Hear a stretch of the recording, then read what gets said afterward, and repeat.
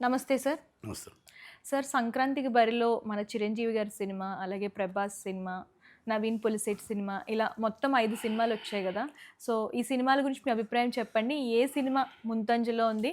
So, ముఖ్యంగా చూసుకున్నట్లయితే 6 రోజులకే 200,00,00,000 క్రాస్ చేసింది చిరంజీవి గారి సినిమా. దాని గురించి కూడా చెప్పండి. నేను ముందే చెప్పా. హ్మ్.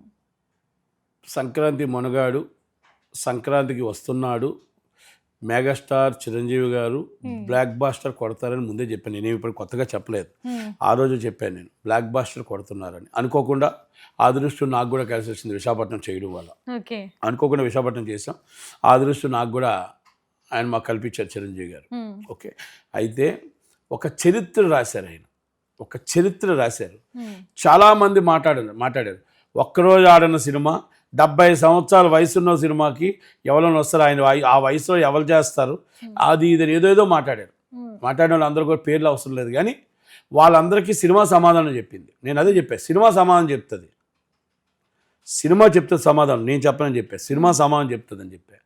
సినిమా చూపించింది. బ్లాక్ బాస్టర్ అంటే కాదు, ఇప్పుడున్న కుర్రకారులందరికీ కూడా ఛాలెంజ్ 500 కోట్లు కలెక్ట్ చేస్తుంది. ఒక బిగ్గెస్ట్ హిట్, ఒక చరిత్ర. కొనిదల ఫ్యామిలీ హిట్ అయితే ఎలాగుంటుందని చరిత్ర తిరగరాశారు. ఒక 150, ఒక వాల్టర్ వీరయ్య, మళ్ళీ ఈ సినిమా. ఓకే. అంటే ఆ టైప్లో ఉంటుంది ఈ సినిమా హిట్ అంటే. ఇప్పుడు చాలామంది మాట్లాడారు, ఎన్నెన్నో మాట్లాడారు, వాళ్ళ కోసం తెలుసుకోలేదు, కానీ నేను చాలామంది మాట్లాడిన వాళ్ళందరికీ కూడా ఈరోజు మూసుకొని కూర్చోవలసి వస్తుంది. ఎందుకంటే చిరంజీవి గారి సినిమా హిట్ అయితే ఎలాగుంటుందో చూపించారు. ఆయన చెప్పారు చాలామంది, ఆయనకి 70 సంవత్సరాల వయసు, ఈరోజు ఆ రోజులు అనుకున్నారా చిరంజీవి గారివి, ఈరోజు ఏమనుకుంటున్నారు, అది ఇది అని మాట్లాడారు. కానీ ఆయన హుందాతనంగా ఏం చెప్పాడో తెలుసా? నా సినిమా ఆడాలి, నాతోటి వాళ్ళ సినిమాలు ఆడాలి, ఇండస్ట్రీ బాగుండాలి, ఇండస్ట్రీ 10 కాలాల పాటు చల్లగా ఉండాలి అనుకునే వ్యక్తి చిరంజీవి గారు. కొంతమంది స్వార్థానికి ఆయన సినిమా ఆడకూడదు అనుకున్నారు, కానీ కోట్లాది మంది ప్రజలు ఆయన సినిమా ఆడాలి అని కోరుకున్నారు. ఎందుకంటే ఆయన సినిమా ఆడితే 10 మందికి ఆయన అన్నం పెడతాడు. ఆయన సినిమా ఆడితే 10 మందికి దానం చేస్తాడు. ఆయన సినిమా ఆడితే 10 మందికి వైద్యం చేస్తాడు. ఆయన సినిమా ఆడితే 10 మందికి బ్లడ్ క్యాంపులు వస్తాడు. అంటే అది కొనిదెల చిరంజీవి గారు. ఆయన డబ్బు జోబులో పెట్టుకోడు, అది 10 మందికి సహాయం చేస్తాడు. అలాగని ఎదుటోళ్ళు చేస్తున్నారో లేదో నాకు తెలియదు, నేను చెప్పను, నాకు అవసరం లేదు. కనుక ఆయన 10 మంది బాగుండాలనుకున్న దాంట్లో నేను ఉండాలనుకుంటాడు. 10 మంది బాగుండాలి, దాంట్లో నేను ఉండాలి అని కోరుకునే వ్యక్తి. చాలామంది నేను బాగుండాలి, ఎదుటోళ్ళు పోవాలని చూస్తారు. కనుక రాజాసాబ్ హిట్ కావాలని కోరుకున్నాం, అనగానగా ఒకరోజు హిట్ కావాలని కోరుకున్నాం. అలాగే మన రవితేజ గారి సినిమా హిట్ కావాలని కోరుకున్నాం. నారీ నడుమురారి హిట్ కావాలని కోరుకున్నాం. అన్ని సినిమాలు హిట్ కావాలని కోరుకున్నాం. దురదృష్టం సాతో రాజాసాబ్ హిట్ కాలేకపోయింది. ఓకే, అది మన సినిమా తీసిన దాంట్లో జనాలకు నచ్చితే జనాలకు నిర్ణయం ఉంటుంది తప్ప మన నిర్ణయం ఉండదు. అలాగే అనగానగా ఒకరోజు సూపర్ హిట్, అలాగే నారీనార్ నడుమర సూపర్ హిట్, అలాగే రవితేజ గారి సినిమా కూడా సూపర్ హిట్. 3 సినిమాలు సూపర్ హిట్. కాకపోతే ఎక్కడ ఆంధ్రప్రదేశ్లో టికెట్ అనేది దొరకట్లా. హౌస్ఫుల్ ఒక్క టికెట్ లేదు. ఇది నేను అబద్ధం చెప్పింది కాదు, ఇది చరిత్ర చెప్తుంది. ఇది చిరంజీవి గారు 8 o'clock షో వేసాం, 8 o'clock షో ఫుల్. అంటే ఇది ఒక మామూలుగా కాదు, ఒక కనివిని ఎరగని చరిత్ర ఇది. ఒక 150 చూసాం.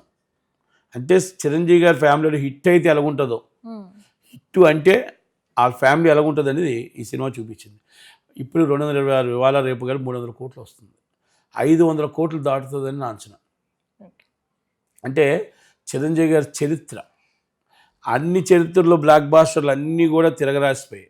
ఆయన అదే చెప్పే కదా, ఆయన చరిత్ర ఆయన రాసుకుంటాడు, కానీ బయట వాళ్ళ చరిత్ర కూడా మొత్తం టోటల్ బ్లాక్ బాస్టర్ చేసి బయట వాళ్ళు కూడా ఎవరెవరు ఉన్నాయో అందరివి కూడా వెళ్ళిపోయి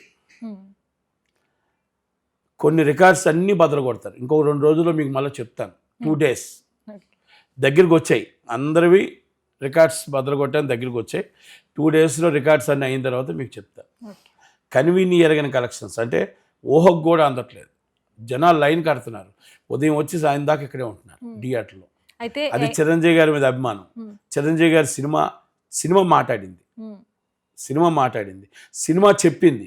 చాలామంది మాట్లాడిన వాళ్ళందరికీ, ట్రోల్ చేసే వాళ్ళందరికీ చెప్పింది చిరంజీవి గారి సినిమా అంటే ఎలాగుంటుంది అని. జనాలు చెప్పారు ఇది చిరంజీవి గారి సినిమా రా అని చూపించారు. ట్రోల్ చేసే ప్రతి ఎదవకి చెప్పింది ఇది కొట్రా చిరంజీవి సినిమా అని, ఇది కొట్రా సుస్మిత గారు తీశారా, మళ్ళా చిరంజీవి గారు కడుపున పుట్టిన పెద్ద కూతురు తీసిందిరా సినిమా అని చూపించారు.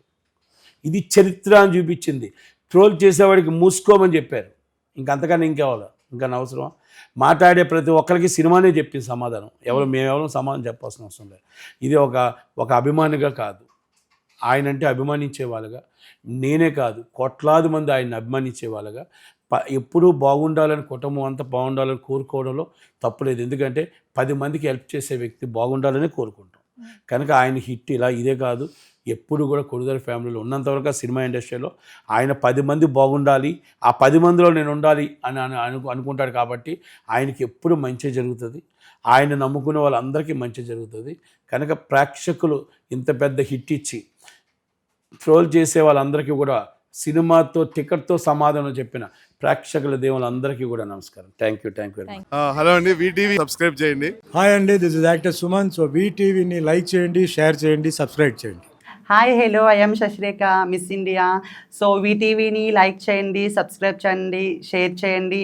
ఏమైనా డౌట్స్ ఉంటే కామెంట్ బాక్స్లో కామెంట్ చేయండి. Thanks for VTV.